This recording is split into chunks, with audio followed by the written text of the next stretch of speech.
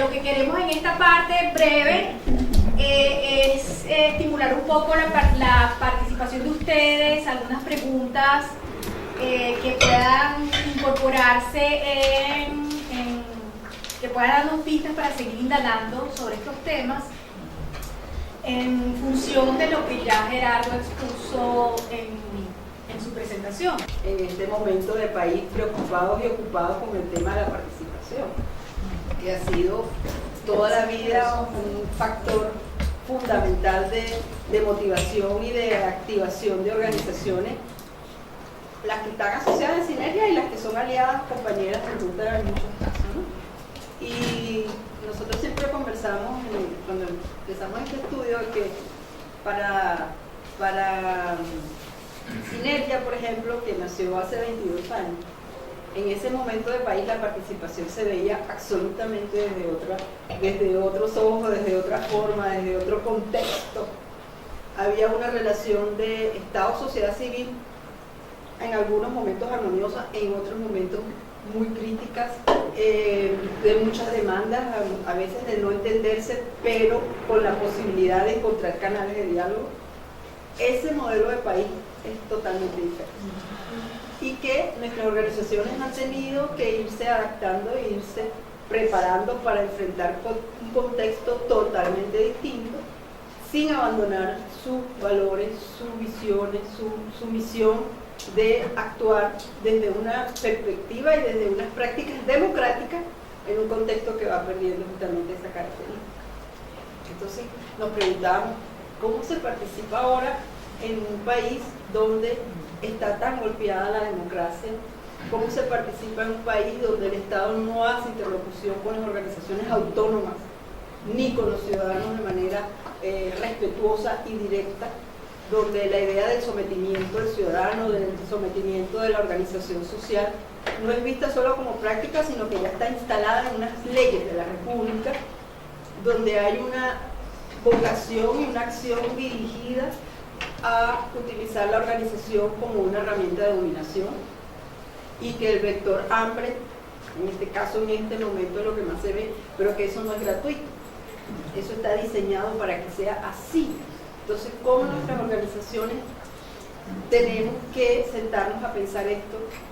No como algo reactivo, como resistencia, algo muy fuerte para nosotros, sino desde una visión mucho más proactiva. O sea, cómo elaboramos líneas estratégicas unidos, aliados, para poder enfrentar esta realidad que tenemos como país. Y eso no lo podemos hacer si no escuchamos, no solo de lo que creemos nosotros que hay que hacer, sino escuchamos a las personas, a la gente, a las organizaciones.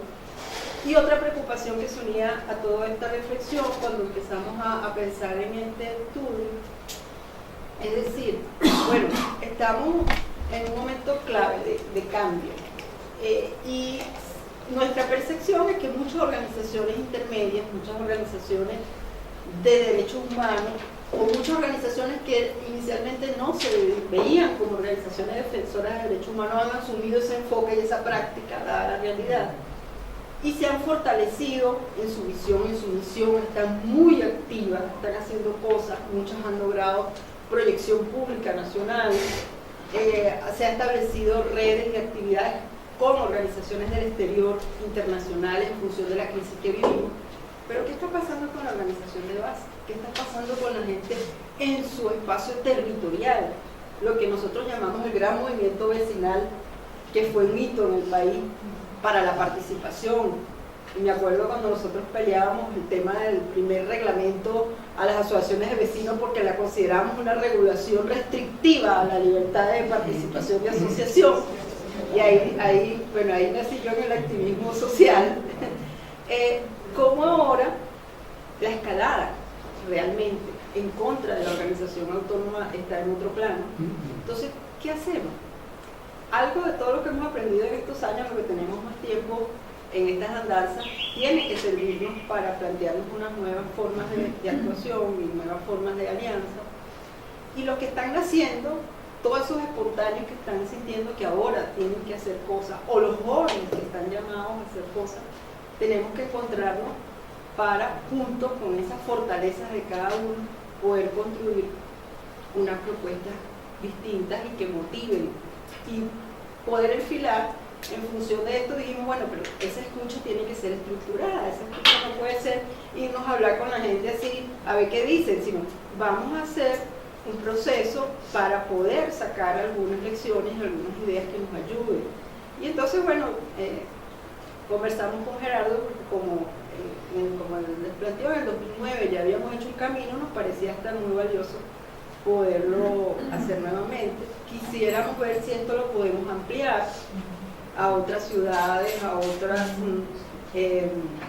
comunidades, tener mucho más referencias. Esto es muy limitado para poder decir que es un resultado nacional, pero sí nos da buenas herramientas y buenas ideas para trabajar, y también cómo lo usamos como un motivador para la discusión, porque bueno, plantear esto de algunos ambientes de activistas puede darnos muchas luces desde esa perspectiva, las diferencias regionales que nos decía Gerardo. Bueno, de repente si nos vamos a Guárico, o si nos vamos al Delta, o si nos vamos al Zulia, tenemos más elementos para analizar y podemos ampliar nuestra mirada. Pero más allá de que lo podamos hacer o no, creo que nosotros tenemos un reto, y ese reto es cómo asumimos esta realidad juntos, y cómo logramos establecer algunas pautas estratégicas que nos ayuden también, que no salió aquí y nos preocupa mucho en esa línea de la antipolítica, que es el tema de que la participación no se ve como una actuación política, es más, se rechaza como actuación política. ¿Cómo vamos a cambiar el país si nuestra gente, desde las comunidades más sencillas hasta las comunidades más estructuradas, de, digamos, sectores medios que tienen todavía una historia de organización al menos, rechazan la participación como una herramienta de cambio político? Y como una visión de que algo va a pasar, pero alguien de afuera de nosotros va a venir a resolver esto, ¿no? Entonces, ¿cuál es el papel nuestro en ese cambio? ¿Cómo nosotros debemos? Aquí nadie habló de partidos políticos, o sea, la participación no tiene que ver con los partidos políticos, ni siquiera mencionado. ¿Ah? Entonces, ¿qué van a hacer? O sea, sabemos que los partidos están muy debilitados, es verdad, por distintas razones, propias y ajenas, pero muy debilitados. Pero sin partidos políticos no hay democracia y no hay cambio político. Entonces, ¿qué relación tienen las organizaciones sociales, las organizaciones de defensores de derechos humanos, las organizaciones de activistas comunitarios que ver con esa visión de cambio, actuando alrededor de los actores que pueden contribuir con ese cambio? El tema de las empresas, o sea, esas alianzas normales, uno estaba acostumbrado en su comunidad, mira, los juegos deportivos de la parroquia, el de la bodega, el de la farmacia, el señor que tenía la quincalla, la señora que hacía las tortas, todo el mundo contribuía con eso. Y era una actividad que unía a la comunidad con una identidad propia, con una, digamos, una presencia de distintos actores donde surgían liderazgos naturales en su comunidad. Bueno, eso se acabó. Ahorita no hay para nada de eso. Entonces creo que ahí hay unos factores que nosotros no podemos dejar pasar, como el tema de la formación. Yo decía que a mí me impactaba, como Gerardo nos decía, es que no ven una formación, no hay nadie que esté formando. Digo, bueno, y todo lo que hacemos nosotros, ¿dónde está?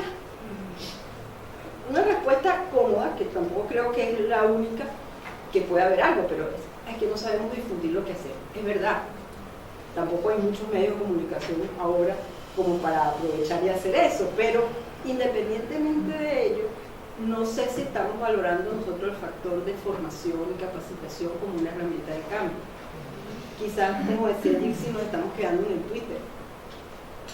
Y yo llego a la comunidad y la gente me dice, no, ay, yo, ojalá yo pudiera, usted no tiene uno de esos teléfonos viejitos que no use ya, los perolitos que llamamos nosotros, porque no tengo cómo comunicar. Entonces, con una gran población desconectada, no hay medios de comunicación masivos que sirvan para ese proceso de unidad y de conquista de la participación. No tenemos redes activas en acceso para que todos puedan llegar a eso. No tenemos líderes locales, ni sociales, ni políticos que activen respuestas comunitarias de unidad y de participación. Entonces ahí tenemos unos desafíos muy grandes, y eso no lo va a resolver una red, una organización, un iluminado, o sea, un iluminado del camino no lo va a hacer. Otro militar claro y lúcido en este país tampoco, espero que se lo asuma como que lo va a resolver él. Entonces, esa es nuestra realidad, pues la gran pregunta que hacemos, compañeros, de la red Sinergia, de las redes amigas, de las personas que nos parece muy interesante que podamos compartir con gente que ha estado estudiando el tema de la participación y lo ha analizado por mucho tiempo, que puede ayudarnos a dar este proceso de conversación y de reflexión. Creo que nos anima el no quedarnos sentados lamentándonos, sino activarnos en qué hacer. Bueno, que quiero celebrar esta reunión, me parece maravillosa, de verdad que estemos tratando de pensar en voz alta qué podemos hacer. Mi primera reflexión cuando estábamos oyendo a Gerardo es que esto puede ser, estas conclusiones o este diagnóstico que hace Gerardo, puede ser, a mi juicio, simplemente un resultado de cómo desde quienes ejercen el poder, yo no quiero usar la palabra Estado, porque Estado somos todos, han roto no solamente con el contrato social establecido, sino con las costumbres, con la manera, con las posibilidades, con los recursos, con todo lo que han podido destruir, romper, cambiar, acabar, para que no podamos ni participar, ni entendernos, ni... Pero es que lo que decía de la desconfianza, empezar a crear esa confianza de nuevo, porque es que el que está al lado, oye, es sospechoso porque a lo mejor me sonríe, porque a lo mejor tiene que comer, porque a lo mejor resolvió algo que yo no puedo. Entonces, si es cierto que hay muchísimos retos, yo creo que lo primero que hay que saber es de dónde viene toda esta catástrofe. Cómo se organizó el régimen o la dictadura o el gobierno de turno para rompernos como Estado. El Estado somos todos, recordemos eso. Y a partir de ese análisis, entonces sí, ellos vinieron por aquí, rompieron aquí, rompieron acá. ¿Cómo voy yo cosiendo? ¿Cómo voy yo reparando? ¿O cómo me invento o nos inventamos una nueva manera de generar esa red social rota, ese tejido desbaratado, esa desconfianza, ese dolor?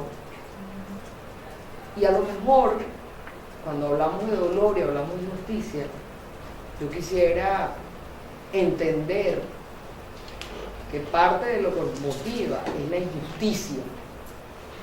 Y la injusticia es lo que nos impulsa, porque queremos algo mejor, no queremos que haya más esa injusticia. Entonces, eso puede ser un elemento realmente interesante.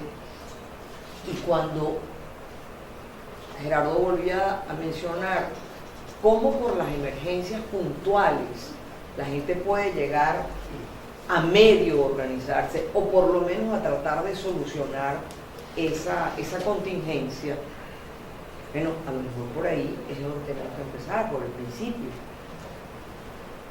Pero siempre tratando de que cada actividad se convierta en un puente para la confianza, en un puente para esos micrologros, en un puente para buscar más apoyo y volver a organizarnos.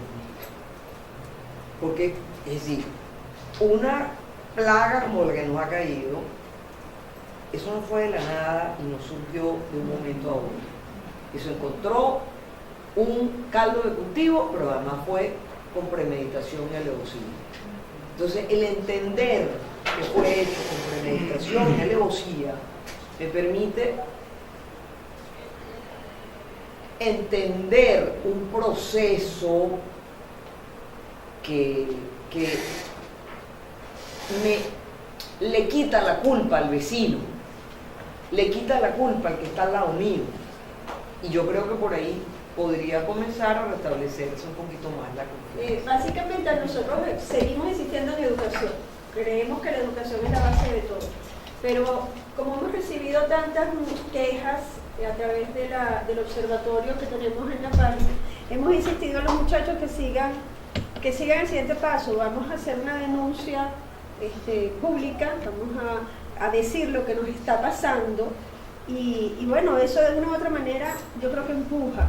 A través hablamos de las redes como que si es algo que no lo escucha nadie, pero el programa de radio se está escuchando en un 50% fuera, o más, creo que 60% fuera, que dentro. Si estamos diciendo constantemente lo que pasa en Venezuela, de una u otra manera estamos moviendo el piso, tanto local como fuera.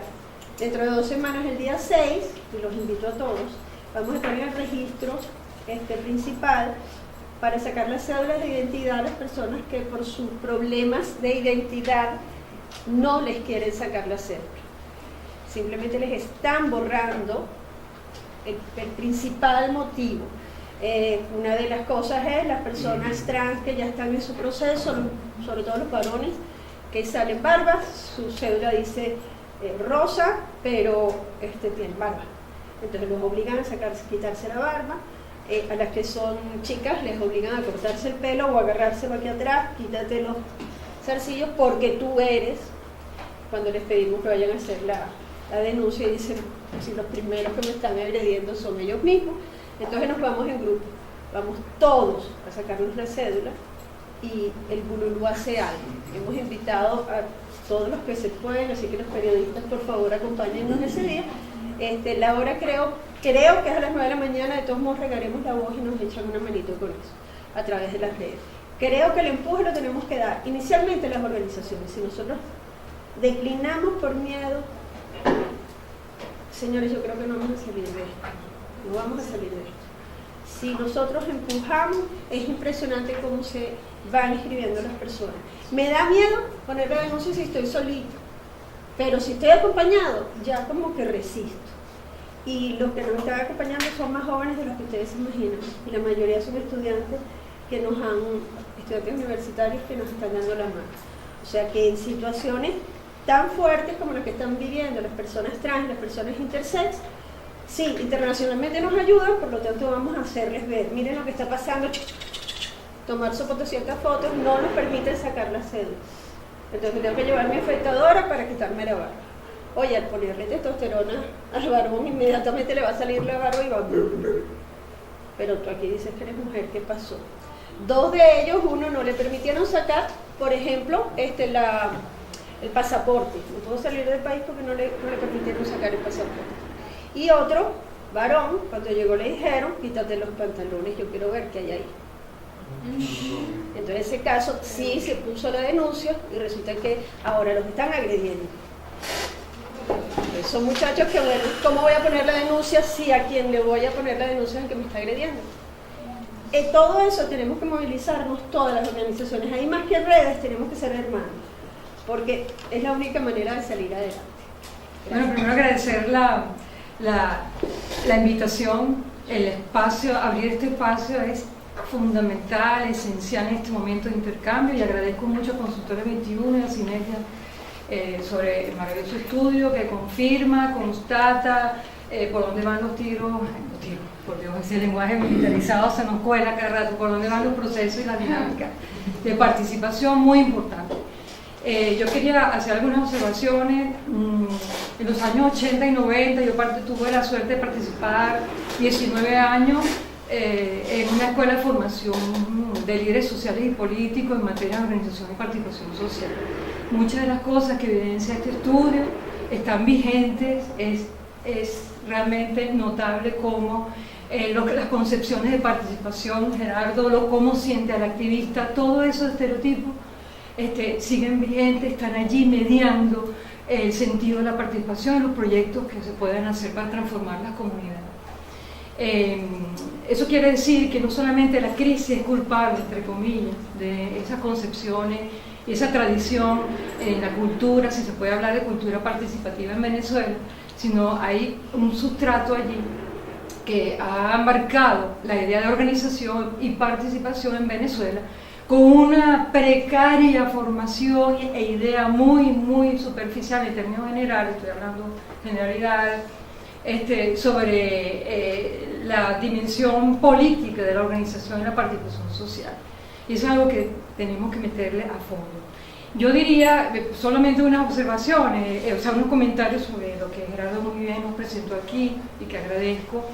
Por ejemplo, el papel de esa parte, cómo predomina la participación microlocal. Eso no ha cambiado en Venezuela en la medida que el Estado tiene un gran éxito fragmentando, atomizando esfuerzos, desarticulando, pues lo que le queda a la gente es preocuparse por lo inmediato, el presentismo, el esfuerzo puntual para posibilitar algún beneficio para la comunidad, pero eso no es participar. Quizás una participación receptiva y se queda allí, con un tono eminentemente reivindicativo, y eso no transforma la realidad política y social de Venezuela, ni siquiera las comunidades. Es una participación primaria. Luego, el papel del Estado, Gerardo, es muy importante debatir sobre estos temas, porque el papel del Estado, que estamos diciendo cada rato, el Estado está ausente, se nota en los verbatim, en los testimonios de los participantes en el focus group, pero con esa ausencia está más presente que nunca. ¿Cómo? Que ha logrado que los dirigentes sociales, las comunidades, se dediquen a tareas de luz, agua, bacheo de calles, que son eminentemente tareas del Estado y no tendrían por qué hacerlo los habitantes de las comunidades, porque es una tarea del Estado, pero los ponen a hacer esas tareas, destruyendo la posibilidad de las tareas del Estado, para que precisamente la gente se dedique a bachar calles, a construir escuelas, a ocuparse de los postes de luz, que no, tareas eminentemente del Estado que no tienen que hacer los ciudadanos. Eso es una gran reflexión. Claro, la sobrevivencia te obliga a que tengas que tener un foco allí, una escuela allí, una enfermería que está derruida. La gente yo conocí una comunidad que estuvo 5 años tratando de hacer la carretera que comunicara a su pueblo a una de las ciudades del estado Mérida. Toda la comunidad se organizó 5 años y por fin terminaron la carretera, mientras se hundía la comunidad en otras situaciones. Pero es una táctica, estrategia también del Estado ocupar a los dirigentes sociales, una forma de cooptación de sus tareas fundamentales, que es no hacerle el trabajo al Estado, sino exigir y demandar al Estado que funcione y haga su tarea. Ese es el papel fundamental. Y es una gran trampa ideológica en la que ha tenido mucho éxito este gobierno. Y la otra observación, entre muchas cosas que habría que decir, para que yo sí les propongo de alguna manera que todos estos resultados de este estudio tan interesante se debatan, se discutan, intercambiemos experiencias para generar ideas y propuestas en formación, sobre todo.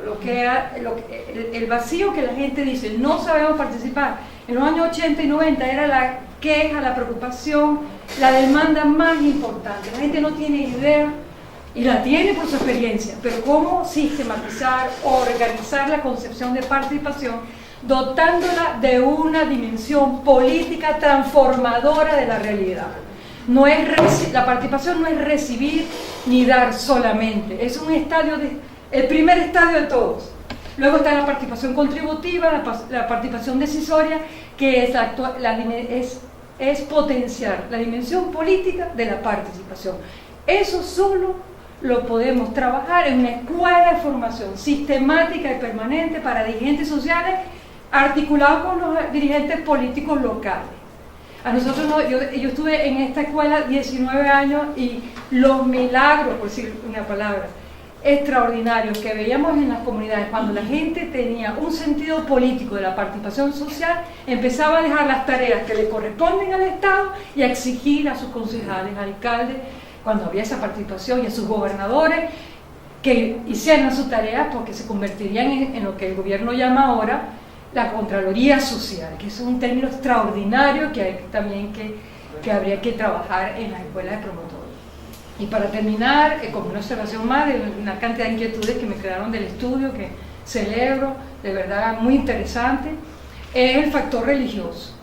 Esto se puede convertir o en contra de la población o a favor de la población, dependiendo de cómo se potencien los valores, los que estén allí, de cualquier religión, de cualquier iglesia, puede estar al servicio de la organización y la participación social, dependiendo cómo se oriente y cómo se conciba estos valores cristianos, en el caso de lo que yo conozco, porque de ahí surgen liderazgos extraordinarios en las comunidades cuando se entiende que la idea de Dios o la idea del servicio al país tiene que ver con potenciar la justicia social, por ejemplo, y asumir eso como parte de nuestra idiosincrasia, no como preocupación, sino como un gran factor de potencia del liderazgo, y en eso nosotros también tuvimos muchas experiencias interesantes de transformación de las comunidades, precisamente porque poníamos a favor toda esa cultura de base, ese sustrato religioso al servicio de las comunidades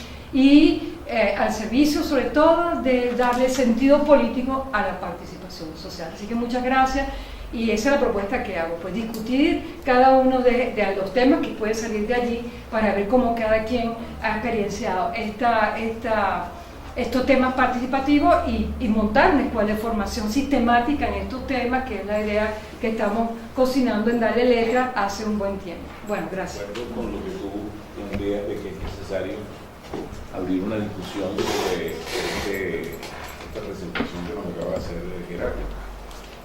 Yo también trato de sacar algunas claves teóricas de la presentación. Una pregunta que, por ejemplo, siempre me hago cuando hablamos de estos asuntos tiene que ver con el tema de cuáles son, digamos, los metarrelatos, las creencias profundas que están actuando en la sociedad venezolana que determinan las conductas presentes. O sea, por qué la gente actúa de una manera o de otra. Me gusta siempre contar, como para ilustrar, por ejemplo, que en un libro muy interesante que escribió Alexis de Tocqueville, que relata la vida de las comunidades americanas, él decía que en el año 1831 la gente tomaba mucha caña, se echaba mucho palo y bebía muchos alcohólicos. Y él descubrió una cosa, que había una gran cantidad de organizaciones civiles de no bebedores, es decir, de gente sobria, que pretendían con esta conducta de alguna manera educar a los bebedores para que no bebieran tanto. Y Tocqueville hace una reflexión muy interesante. Él dice, si esto hubiese pasado en Francia, pues Tocqueville era francés, nosotros los ciudadanos le hubiésemos pedido al Estado que cerrara las tabernas. Pero a los americanos no les gusta que el Estado se meta en los asuntos que les pertenecen a los ciudadanos. Entonces ahí hay un tema denso que creo que es importante tomar en consideración, porque a mí me parece que en los relatos de la gente, tú has planteado el tema del papel del Estado, que yo parcialmente comparto tu opinión, que luego te explico, está demasiado presente, digamos, en los relatos de la gente, está demasiado presente, es decir, hay una hiperpresencia del Estado que de alguna manera limita y condiciona el grado y la calidad de la participación. Yo estoy de acuerdo que el Estado tiene unas responsabilidades, es decir, pero yo creo que una pequeña comunidad rural que tiene una pequeña escuela, para decirlo de alguna manera, o sea, no le cuesta nada, digamos, sembrar una rosa, sembrar un jardín, ¿de acuerdo? Limpiar las aceras de la escuela, agarrar una lata de pintura y pasarle una lata de pintura, digamos, porque es la única manera que se entienda, digamos, que ese servicio y que esa escuela, es decir, que ese servicio de esa escuela le pertenecen a la comunidad. Porque además de eso estamos modelando las conductas de las personas, de los niños que van a esa escuela. Entonces, hay, es decir, una responsabilidad del Estado evidente, pero en la construcción de los relatos cotidianos, la gente se mantiene al margen y la escuela es un asco, digamos, al frente de los vecinos y frente a un Estado que no existe. Entonces, esas son cosas que yo creo que hay que matizar. La otra cosa es lo siguiente. A mí me parece, digamos, que un Estado, uno se pregunta qué es lo que deviene, qué es lo que hace que las personas se conviertan de habitantes en ciudadanos. Y uno piensa, digamos, que el Estado tiene también una gran responsabilidad en eso. Y permanentemente en el discurso de nuestras organizaciones está presente eso, inadvertidamente está presente eso. Nos olvidamos, digamos, de que un Estado patrimonial como el nuestro, centralista y ahora autoritario, difícilmente va a devenir en la creación de ciudadanía. Un Estado con ese diseño es un Estado feudal. Y la única manera, digamos, de que los ciudadanos establezcan, la manera más normal en que los ciudadanos establecen una relación con un Estado diseñado de esa forma, es a través de la servidumbre. Entonces, y la servidumbre tiene un montón, digamos, un montón de mecanismos, casi siempre inmorales, inciviles, vamos a decirlo de otra manera, para construir ese tipo de relación. Entonces está el clientelismo, el compadrazgo, ¿cómo se llama? El soborno, el chantaje, porque de alguna manera el Estado patrimonial, que es el que maneja la plata, para decirlo de alguna manera, yo tengo de alguna manera que escalar esa estructura de poder para llegar ahí, y lo hago a través de eso. Y lo más terrible, el mecanismo más terrible es el que más daña la dignidad de las personas, que es la súplica. Es decir, yo estoy aquí porque soy pobrecito y no puedo conmigo mismo y necesito que tú me resuelvas que tú me resuelvas la vida y me hagas feliz. Ahí hay un tema que de fondo. Una cosa, por ejemplo, que aparece en el estudio que hace Consultores 21, que es otro relato, otro metarrelato muy denso que también opera mucho en la gente, es el tema, digamos, de que la preocupación por los intereses particulares es un problema. Esto la gente siempre lo ve como un problema. Hay unas palabras para expresar eso: el individualismo, el egoísmo. Es decir, el que te preocupes por tus asuntos, digamos, es una virtud ciudadana. Porque la única manera de que tengas autonomía personal es que tus asuntos personales estén bajo control, empezando por la economía. Entonces, ¿qué es lo que ocurre? En nuestras organizaciones, el discurso, digamos, de la solidaridad, digamos, y de la cooperación entierra, vamos a decirlo así, la individualidad. Y esto lo hemos hecho durante años les hemos dicho a la gente este tipo de cosas. Entonces resulta que el tema estoy hablando de la individualidad, digamos, el reconocer que tú eres responsable por ti mismo, y no es posible tener libertad personal si no hay autonomía personal. ¿De acuerdo? Entonces, ahí hay un tema que también creo que de fondo hay que atender. Y la otra cosa que quería decir es lo siguiente. Mire, Alberto Brusón y ahora Zubillaga, de la Universidad Católica, escribieron un ensayo muy interesante que se llama Venezuela, la tentación mafiosa. Bueno, este gobierno lo que ha hecho es precisamente exacerbar, digamos, estas conductas mafiosas a todos los niveles de la sociedad, Estas conductas mafiosas, digamos, de los pequeños guetos de interés que se van conformando, los que distribuyen la caja CLAP, los que participan, digamos, de las estructuras de los consejos comunales. Hay una perfecta organización, digamos, mafiosa alrededor de este tipo de formas organizativas que se van derivando del Estado. Y son estructuras, digamos, de privilegios y estructuras de control social. Es decir, yo te cedo cosas y a partir de ahí te controlo.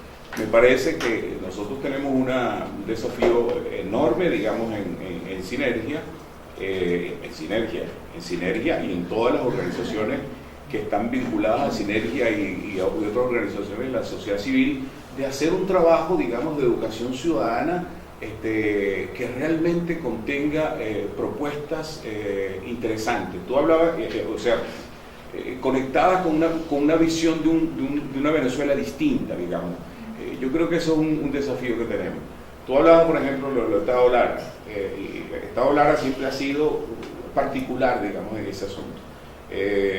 Nosotros acabamos de hacer un evento la semana pasada, el jueves de la semana pasada, sobre gestión de conocimiento, y las experiencias que se presentaron allí, en términos de organizaciones sociales y productivas, es realmente impresionante. Parece un país distinto.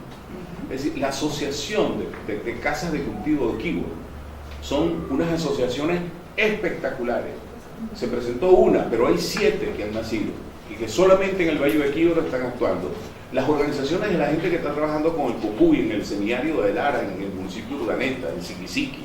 Es decir, la enorme experiencia que significa la empresa del Tunal y todo lo que están haciendo, digamos, desde esa empresa a nivel de trabajo comunitario.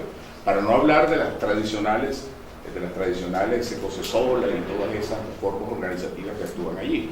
Entonces, yo creo que efectivamente el desafío que tenemos es bien interesante, a ver si podemos diseñar algo que pase por estas dos etapas. Una que tiene que ver con lo que tú decías, de hacer una muy buena reflexión teórica alrededor de este asunto, y después cómo podemos trasladar eso a través de un programa amplio y masivo de educación ciudadana. En oportunidades anteriores había conversado con algunos directivos de Sinergia en cuanto a la importancia que tenía que dedicáramos tiempo, como el que estamos dedicando hoy, a este tema. Porque si bien nuestras organizaciones y el movimiento social que decimos representar no tiene vocación de poder, no está dentro de los objetivos de nuestras organizaciones, no es ajena a la política. Yo manifestaba mi preocupación que era necesario que dentro de esta organización se diera discusiones o consideraciones al respecto, porque si bien no teníamos vocaciones de poder, sí éramos una amenaza para formas o regímenes como el que hasta ahora estamos padeciendo, y que era necesario de alguna manera minimizar, si no controlar, esa tendencia de regímenes de esta naturaleza.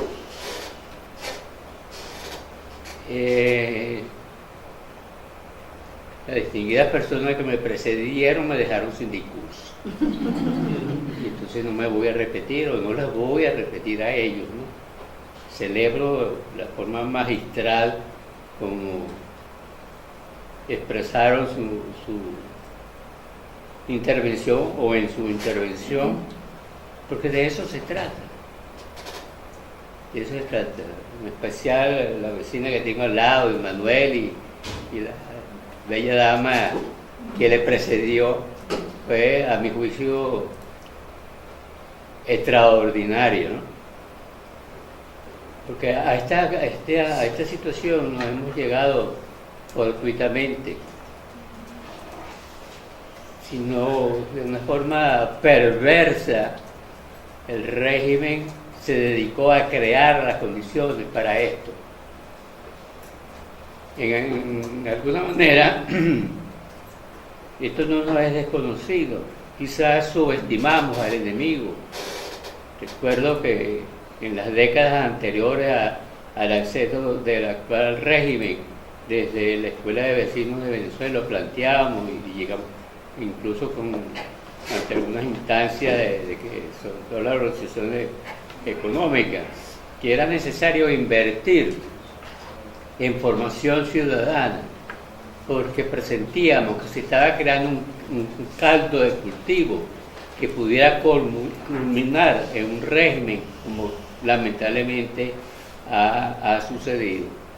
Y esos planteamientos lo hicimos en muchas oportunidades, Elías, cuando entonces compartíamos esas preocupaciones de la Escuela de Vecinos, lo manifestó reiteradamente por ese peligro inminente que parecía que estuviéramos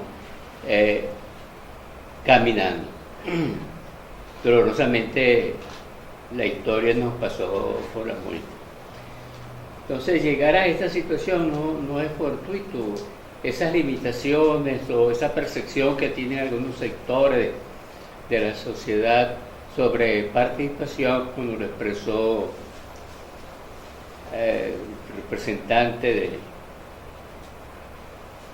Se me olvidó ya. Consultora 21.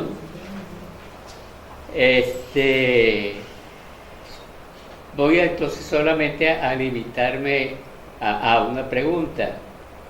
Decía que no era fortuito que habíamos llegado a esto, porque yo señalo en muchas de mis intervenciones que el único éxito de la revolución del siglo XXI es haber logrado la prostitución de un inmenso sector de la sociedad venezolana en cuanto a la corresponsabilidad que tiene en la conducción del Estado.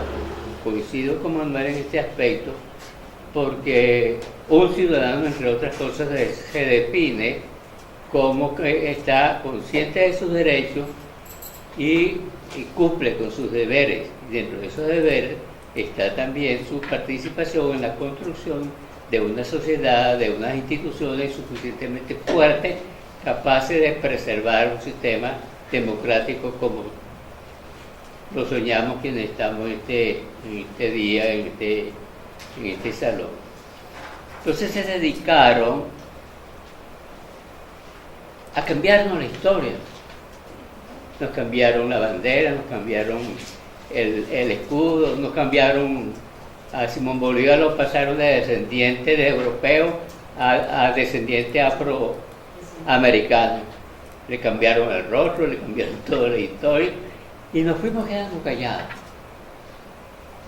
Nos fueron poniendo epítetos y los celebrábamos como escuálidos, nos reíamos de eso y por esa vía fueron cambiando todas las cosas, todo el acervo cultural y hacíamos chiste de eso, ¿no? Fíjense lo que estamos viviendo hoy. El movimiento que tiene que ver con el asociacionismo, con la participación, lo desguazaron, disculpe lo popular del término, ¿no? Lo prostituyeron. Esa disposición para la solidaridad, para la participación que existía en la sociedad venezolana, lo cambiaron a través de dádivas, de pequeñas migajas, del sándwich, no tan bueno como el que nos ponemos ahora, pero además acompañado de la bebida, de esto, de las migajas que se les sigue dando todavía, y acabaron con eso, con el voluntariado, prostituyeron el voluntariado. Y por supuesto con una dirección bien llevada y bien concebida, apoyado con la hegemonía comunicacional, ese mensaje reiterativo, partillaneando todo el tiempo, fueron configurando esta situación que estamos ahora. No me voy a extender más y voy a culminar con una pregunta para Gerardo. Dentro de ese proceso de investigación que ustedes hicieron en abril, tanto en los focus group o ustedes luego en su interpretación de ese trabajo de campo, ¿percibieron algo, entre otras causas, para eludir la participación? ¿Algún cuestionamiento hacia la dirección política que tenemos actualmente? No solamente aquí, sino en otros estudios, ¿no? El tema y lo que decía Débora antes, ¿no? de que los partidos políticos no salió en el discurso, en las sesiones, es totalmente cierto, ¿no? Partidos políticos oposición, en Venezuela ahorita hay como dos percepciones o dos narrativas alrededor de ellos por parte del ciudadano común, en mi opinión. La primera es muy trágica, la primera es nos traicionaron, no entregaron lo que prometieron, yo que protesté, yo que me activé, yo que participé, yo que desarrollé actividades con quizás líderes políticos locales, no veo los frutos de eso. Entonces me siento traicionado, ¿no? Y por otra parte hay algunos vestigios, algunos rasgos de antipolítica, ¿no? que son muy comunes a la narrativa venezolana, ¿no? Todos los políticos son malos, independientemente del bando, no me representan, están ausentes en mi vida, particularmente en este momento, entonces no me sirven, ¿no? Y en otros estudios hemos tratado de forzar, digamos, ver si hay... O sea, todos tenemos aquí amigos jóvenes, políticos, que sabemos que yo tengo muchos amigos presos, torturados, exiliados o que siguen haciendo política en Venezuela y simplemente no están dentro de la narrativa del ciudadano común, ¿no? Como usted mismo lo ha dicho, ¿no? Hasta eso lo han prostituido, ¿no? En mi opinión, ¿no? Entonces la política, que lo decían por ahí, se transformó en una mala palabra. La gente hace política al participar, hace micropolítica local, toma decisiones, establece consenso, discute entre los vecinos, pero probablemente no sabe que lo está haciendo, o no lo interioriza, o no lo conceptualiza de esa manera. Entonces esa es una narrativa que hay que reconstruir, y ahí estoy completamente de acuerdo con los otros ponentes, ¿no? Es decir, que la gente se sienta orgullosa de que está haciendo política, y política local o comunitaria, o inclusive dentro de sus temas como asociación civil.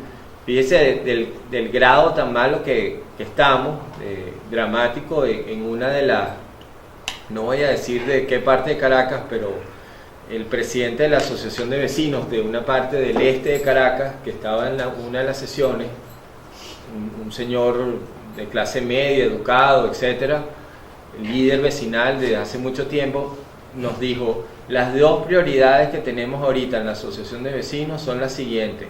Uno, que restablezcan de Plaza Altamira a nuestra comunidad el Metrobús, que no está funcionando desde las protestas. Y dos, clase media del suroeste caraqueño. La segunda prioridad es que entreguen CLAP en nuestra comunidad, porque hay gente de la tercera edad que se está muriendo de hambre aquí y necesitamos darles algo porque no podemos dónde darlo, ¿no? Entonces, hasta ahí llegamos, ¿no? Hasta ahí llegamos en el discurso político. No voy a decir la asociación, pero si quieren después me preguntan. Pero me pareció muy dramático. Entonces, la mención de la sola palabra de política, de lo político, está ahorita en su nivel más bajo, y no por este estudio, sino por otros estudios que nosotros hacemos permanentemente en la narrativa del venezolano.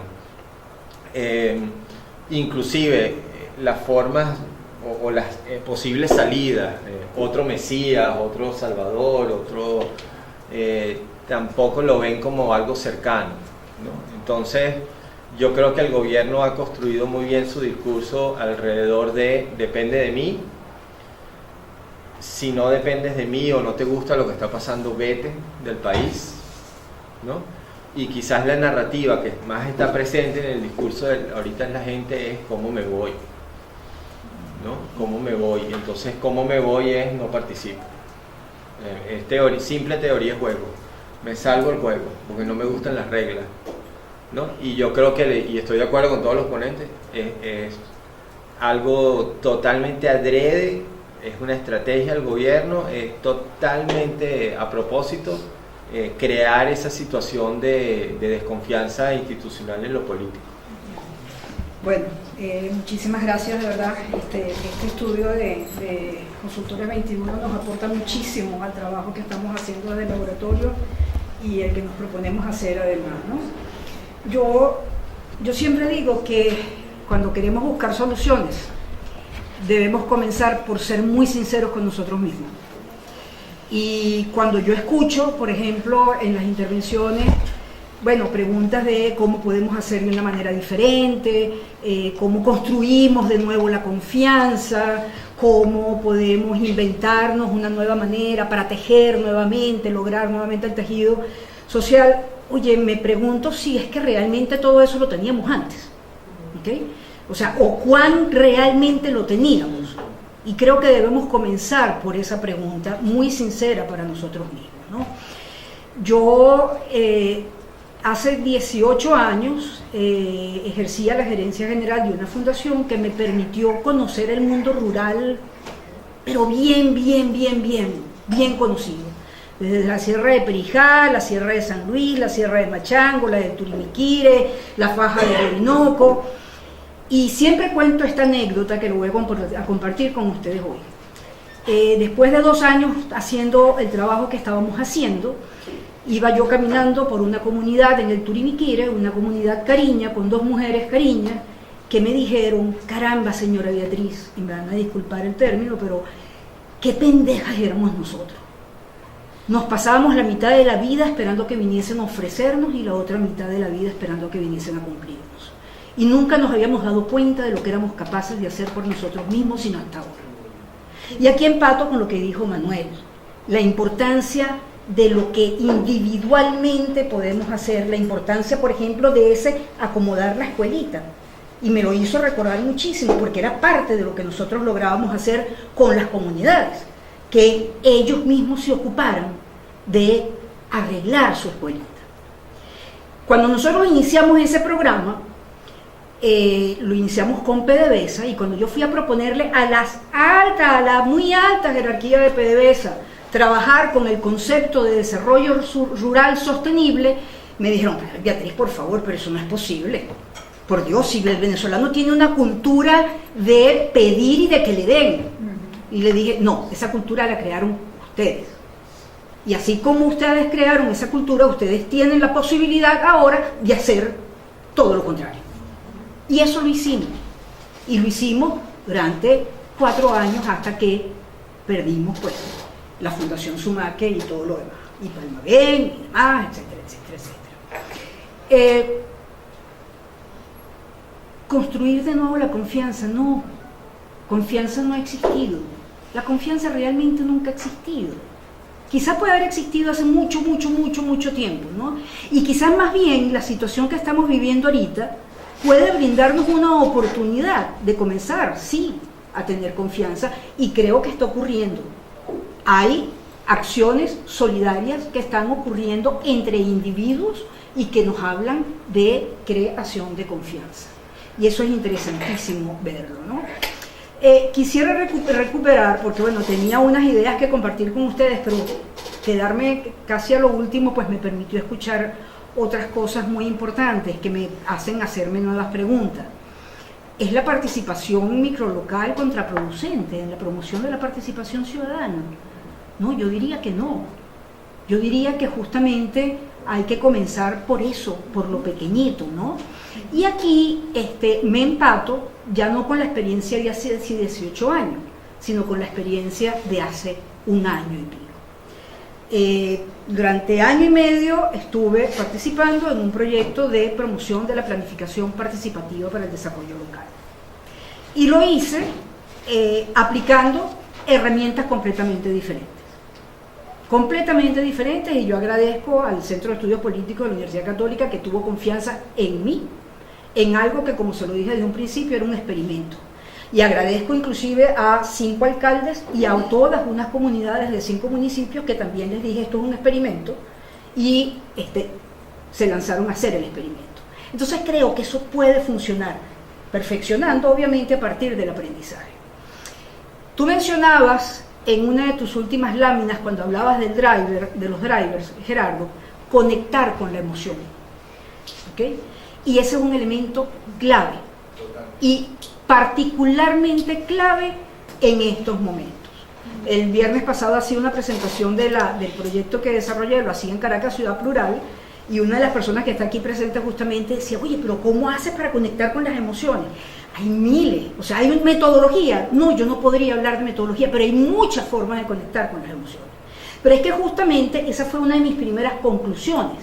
Una de mis primeras conclusiones del proyecto realizado, y lo voy a leer tal como se lo presenté a Caracas Ciudad Plural: promover la planificación participativa, particularmente en situaciones adversas, requiere conexión con las emociones y con las ambiciones de bienestar que tienen los ciudadanos.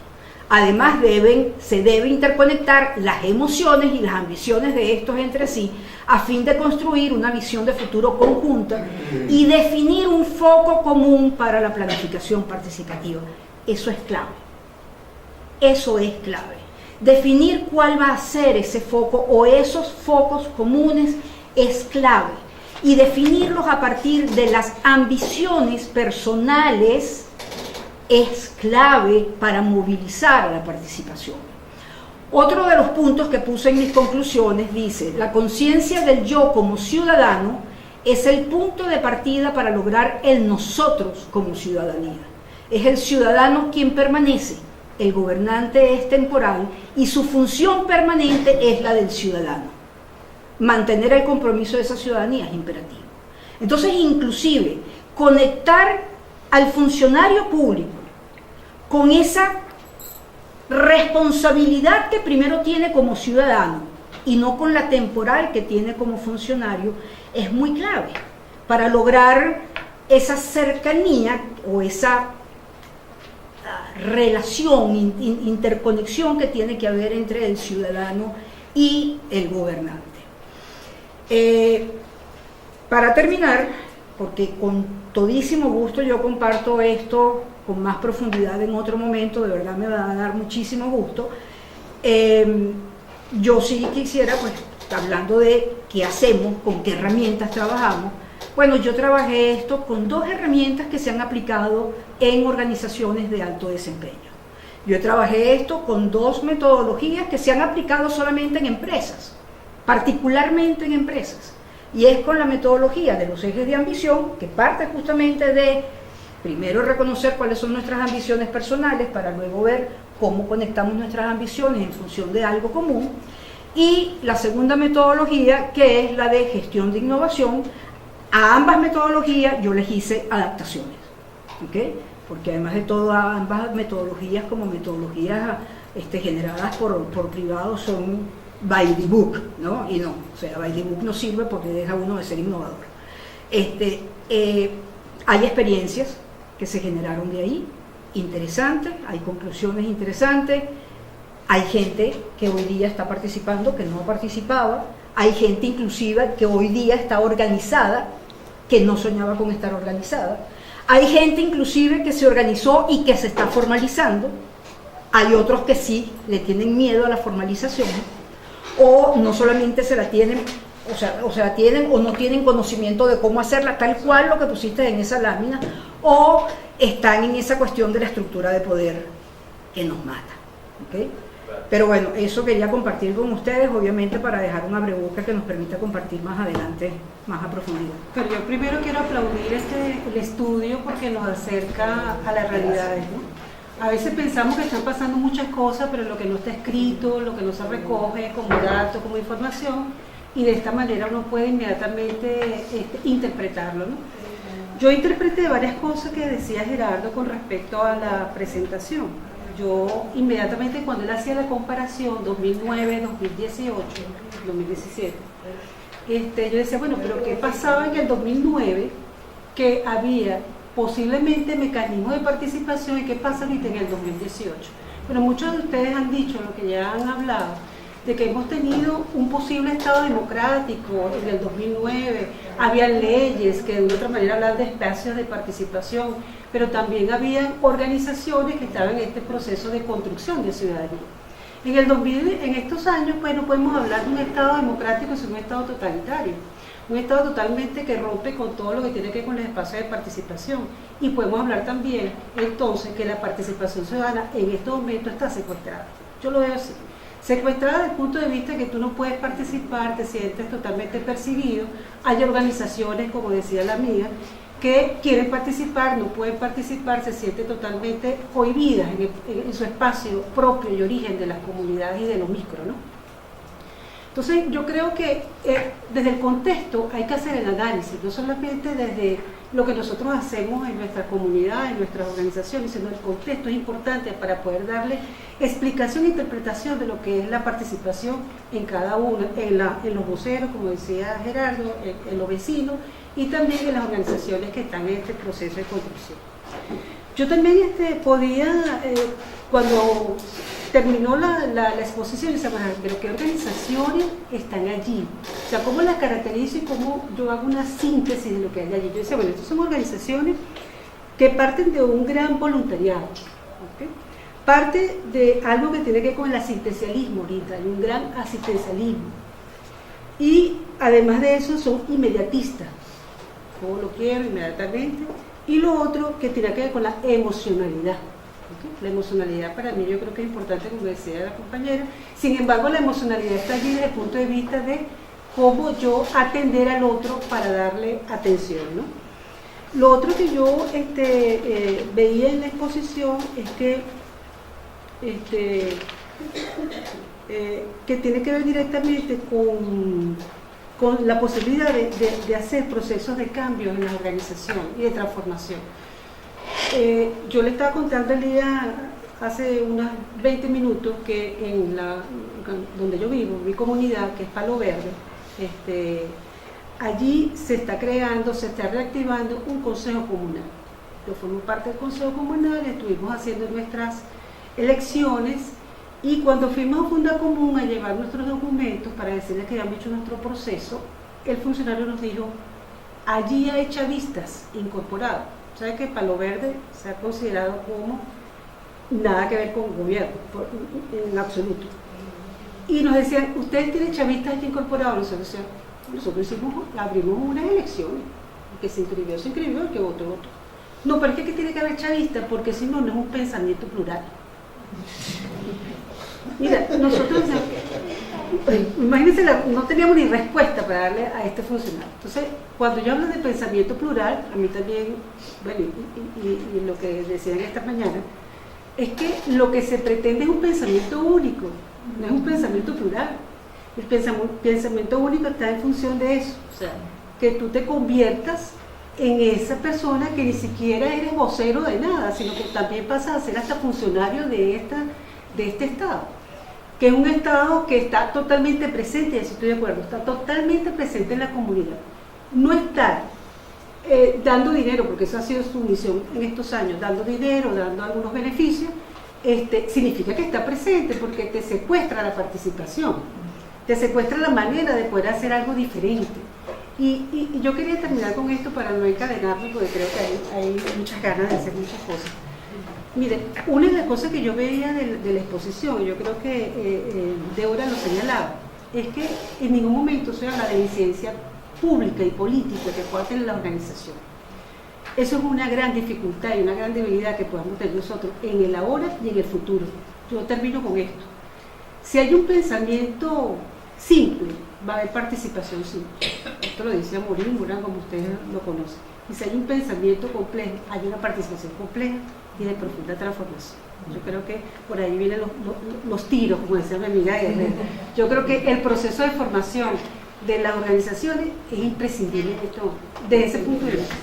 Bueno, muchas gracias por esta fotografía de lo que estamos siendo, pero también de dónde venimos y hacia dónde vamos. Creo que es, bueno, hay mucho allí que nos permite comprendernos como país y como, bueno, la apuesta que nos negamos a aceptar que tenemos por delante por esa negatividad, esa fractura, esa polarización y ese dolor y esa rabia que impide la acción, o en general es una acción entonces muy reactiva y no necesariamente proactiva.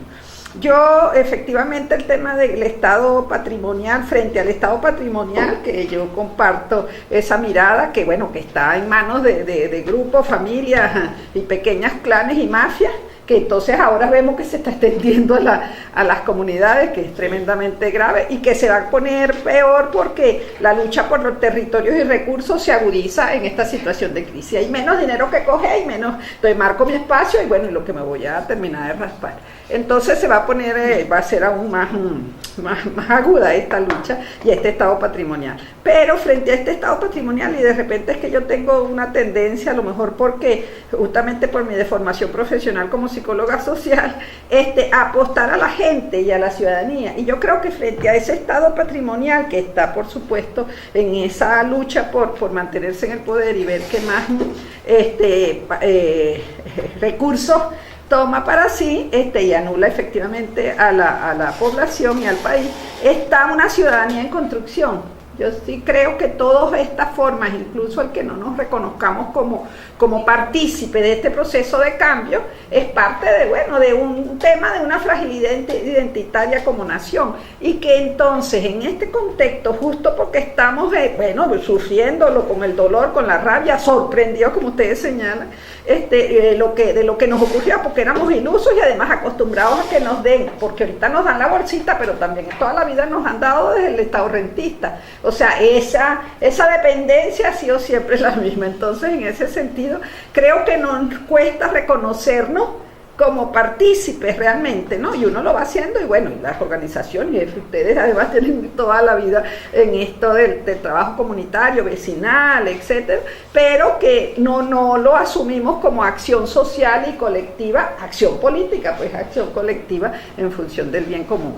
Entonces creo que ahora nos está tocando, y yo también comparto, si bien asumo la preocupación de María Teresa en qué relación estamos asumiendo tareas del Estado, también la que tú planteas en relación a que, bueno, nos está tocando ocuparnos de lo que el Estado no se ocupa, pero ocupándonos de eso, estamos aprendiendo finalmente a ocuparnos de los asuntos comunes, que también éramos bastante cómodos con excepciones. Entonces nos está tocando, y eso es un aprendizaje. Un aprendizaje porque además va generando redes, solidaridad, preocupación, ver cosas que no veíamos, y bueno, y además porque lo que está en juego es la sobrevivencia. Finalmente es el nivel más bajo, bueno, cuidarme en la casa, pero también, bueno, conseguir lo que necesito para comer, para proteger la seguridad de mi familia, etcétera. Entonces creo que pegados contra la pared, porque es que nos hemos negado a reconocernos, digo, como país y en ese rol ciudadano, por esta cosa de los cívico-militar que ha pesado mucho toda la vida. Entonces creo que ahí, pegados contra la pared, y en el momento de las chiquiticas, bueno, ahora sí nos está tocando mirar, o sea, aprender. Y yo creo que desde ese aprender es fundamental, y eso va generando frutos. Eso, hay cantidad, efectivamente, que ustedes señalan, de iniciativas en todo el país, de todo tipo. Entonces creo que hay que apostar a eso, claro, con un norte ético, que tenemos que tratar de ir definiendo un norte ético común y compartido para, finalmente Venezuela, pero ¿qué hacemos entonces para ir en la misma dirección y que todo esto no anula la pluralidad, sino el norte es común, pero cada quien va haciéndolo en espacios, en niveles, en tiempos, en alcances distintos? Entonces, creo que hay una diversidad política, social, cultural, religiosa, económica, de todo tipo en todo el país, que tenemos que es importante reconocerla y pensar entonces cuáles serían desde este espacio, que creo que también nos está tocando como ahora a la sociedad civil, a la ciudadanía, a las organizaciones sociales, dado que, bueno, ya vimos, no tenemos que estar relatando toda la historia de lo que ha significado los partidos, la dificultad de unidad, de cohesión y las luchas internas que ahí también se reproducen. Entonces nos está tocando a nosotros al menos delinear algunos ejes de acción estratégica, ¿no? No sé, se me ocurre, eso es una cosa que además que ustedes también lo saben muchísimo más, porque han estado trabajando hace mucho tiempo desde estas organizaciones, Sinergia y otras, es juntar, y hacer balances de recursos, áreas y líneas. ¿Quiénes están haciendo, qué podemos juntar para no reproducir, porque además hay ya bastante acumulado en estos años y en los anteriores, para poder apoyar esas líneas de acción y definir entonces áreas, porque está todo el tema de la reconstrucción, la reparación social, la organización, hay muchas líneas. Entonces, ¿quiénes saben hacer qué han estado haciendo, qué hacen, con quiénes cuentan. Bueno, una cosa básica, Elías además puede dar ejemplo de eso, porque él lo hace con muchísima frecuencia y lo está haciendo. Entonces, creo que en ese sentido tendría una cosa que yo propongo, no sé, es ver si se define una reunión como esta de nuevo para definir una agenda.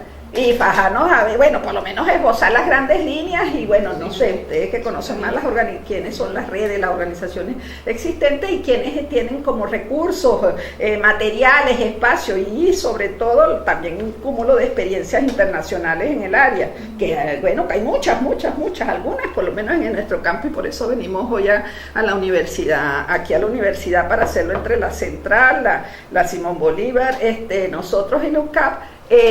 Todo el tema de reparación social, porque hay que sanar las heridas y ocuparnos de eso. Entonces, bueno, ¿qué hacemos con los muchachos? ¿Qué hacemos con los jóvenes que están ahorita formándose? Bueno, ¿cómo se les da herramientas y cómo aprendemos de las experiencias pasadas? ¿Quién traemos? Etcétera. Pero hay gente que está trabajando ya en temas de justicia transicional, etcétera. Entonces, bueno, es juntar en las diferentes áreas a los especialistas y bueno, y acompañarnos con gente que sabe de eso, que nos darán algunas líneas, otras nosotros tenemos que recrearlas a partir de esa experiencia, porque aquí no hubo guerra, entre comillas, es de otra manera lo que se ha dado, pero yo creo que sí, que tenemos mucho y que claro que tenemos y que vamos a poder hacerlo, pero nos toca organizarnos y nosotros mismos en esto es lo que sugiere. Muchas gracias. Mariela. Yo, con el permiso de los conocedores del tema, voy a hablar un poco de los movimientos sociales y cómo veo toda esta situación del Estado patrimonial y de lo que decía Manuel de que estamos como en una sociedad feudal prácticamente, y nuestra capacidad de imaginar en los movimientos sociales y la protesta no ha salido de esa esfera de lo feudal, de acuerdo a estas lecturas que he tenido, pues, ¿no? Y antes del siglo XVIII, digamos que las maneras en las que protestaba la gente lo hacía por alimentos, por tierras, por muertes o por asuntos religiosos. Y las expresiones de eso eran tan primitivas como las que señalaba Gerardo en la presentación, es decir, son muy locales, muy puntuales. Si era por alimentos, entonces se tomaba el granero, se repartía la comida, se solucionaba la situación, pero no era una acción sostenida ni que buscaba una solución de lo estructural, sino una situación puntual. Y así por las tierras, etc. Las religiones eran un poco más las que terminaban estableciendo vínculos más importantes y se dieron las guerras, etc., ¿no? Y luego empieza a finales del siglo XVIII, con la Revolución Francesa, la barricada, que digamos que es lo más moderno a lo que nosotros hemos arribado con la guarimba, como expresión de nuestro malestar social, ¿no? Y bueno, justamente con la venida del capitalismo y la industrialización y la imprenta, etcétera, las posibilidades de comunicación, surgieron los movimientos modulares que entonces se convirtieron en masivos y en planetarios, etcétera, y ahí estaban el boicot económico, la huelga y la manifestación. A mi entender particular, de nuevo pidiendo disculpas a los conocedores del tema, hemos usado nosotros el boicot y la huelga aquí con los resultados que ya conocemos, entre otras cosas porque creo que son mecanismos que se fatigan, que no tienen sostenibilidad en el tiempo, son para utilizar en situaciones puntuales, diría yo, de estocada final, pues, ¿no?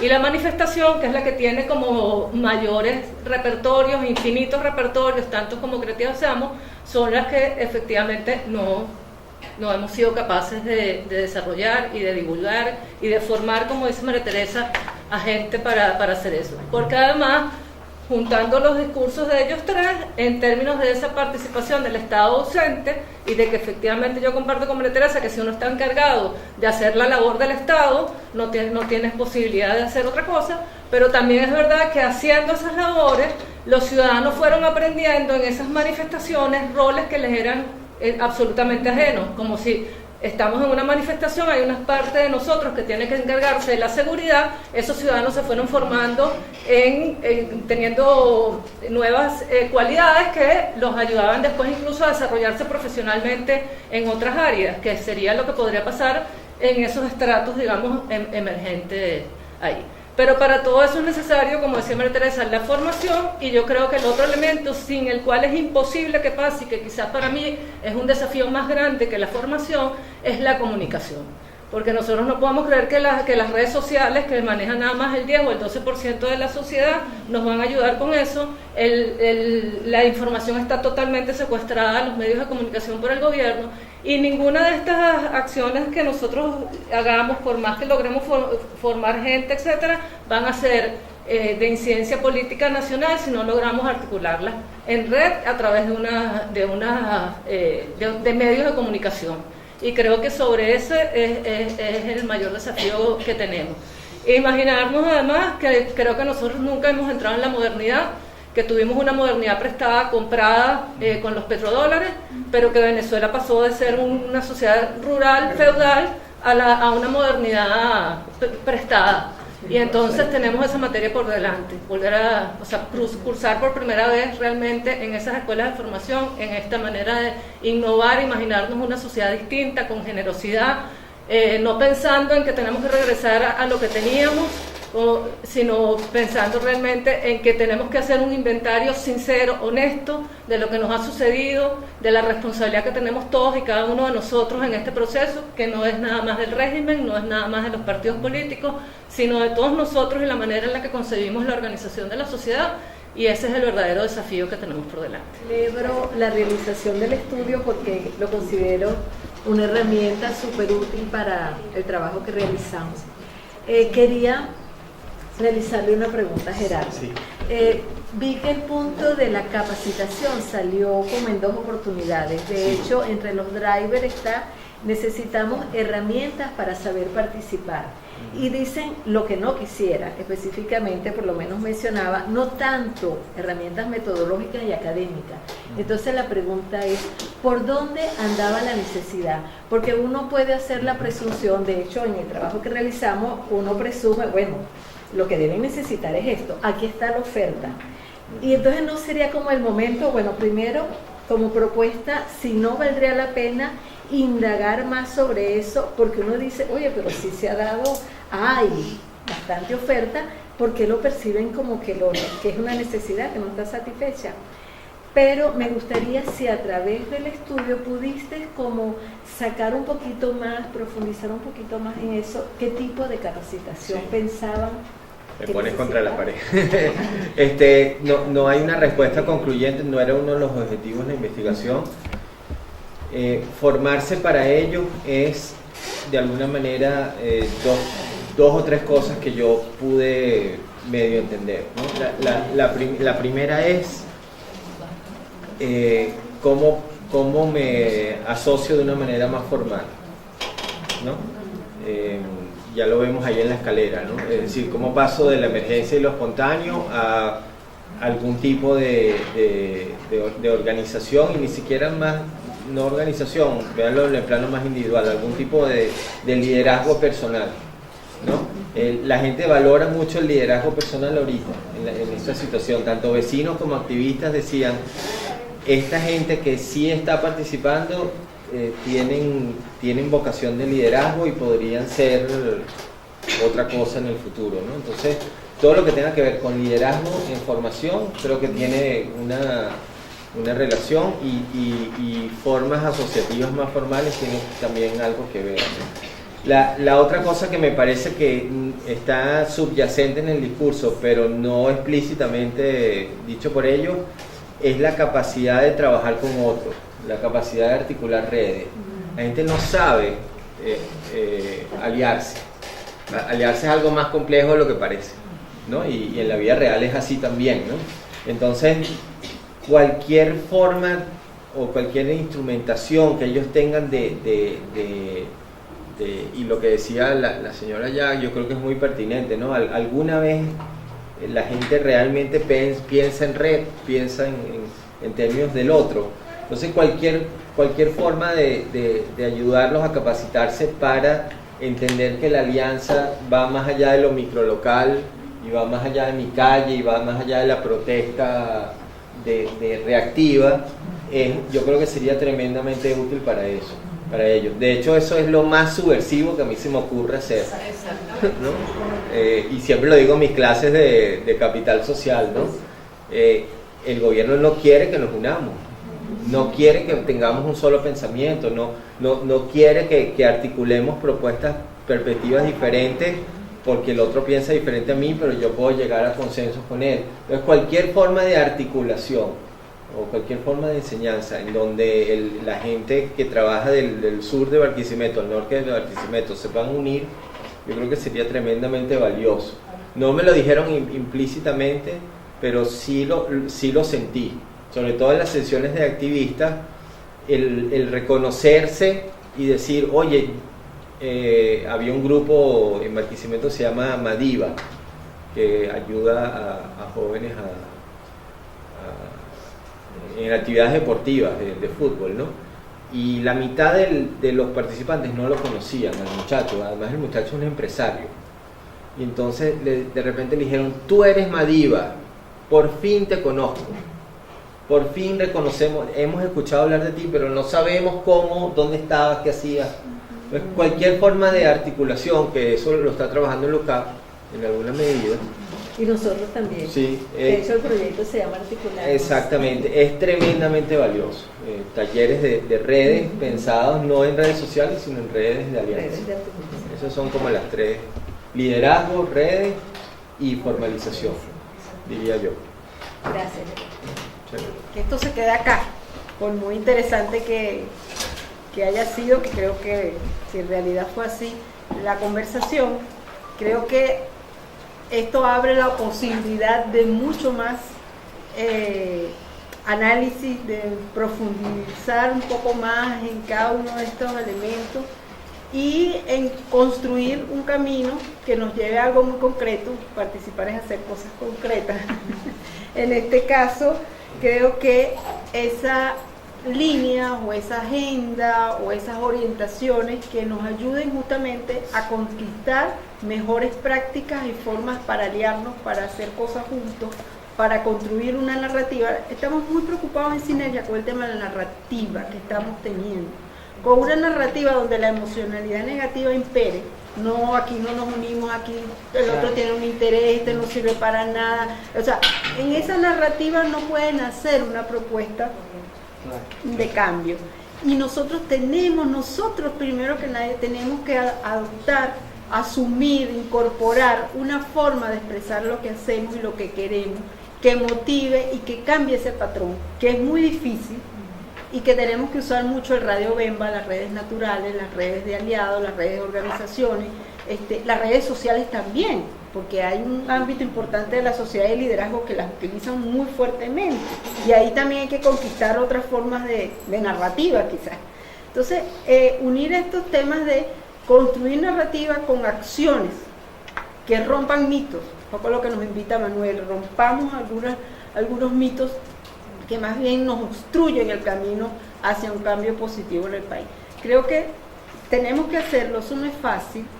Creo que estamos desde muchos espacios de la sociedad venezolana, estamos en esa búsqueda y nos falta más espacios para discutir y construir juntos. Quizás podemos hacer un grupo de trabajo con todos los que estén animados como esto, para primero profundizar un poco más, hacer como un análisis más detallado de algunos de estos elementos y luego empezar a hacer algunos ejercicios de narrativa que nos puedan alimentar a nuestras prácticas, a nuestras propias organizaciones. Ahí Dale Letra, creo que son unos aliados fundamentales también para esto, cómo conquistamos ese lenguaje de cambio también en la acción y creo que ese aliarnos nos exige a nosotros, no solo que se lo pidamos a la gente, sino nosotros tenemos que construir los caminos de las alianzas que sean mucho más poderosas que las que tenemos en este momento.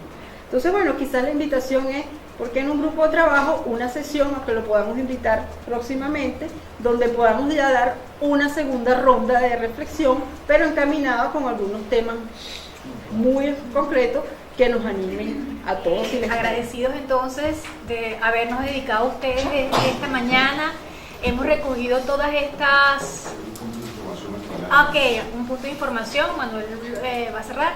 Hemos recogido todas sus intervenciones porque eso forma parte de algo, digamos, más profundo que estamos haciendo, que estamos elaborando, que queremos, como dicen los activistas, no solamente que se quede en el decir, sino que sirva para el hacer. Con varios de los aquí presentes mantenemos alianzas que estamos consolidando y que estamos construyendo y transformando. Y muchísimas gracias entonces por estar acá con nosotros.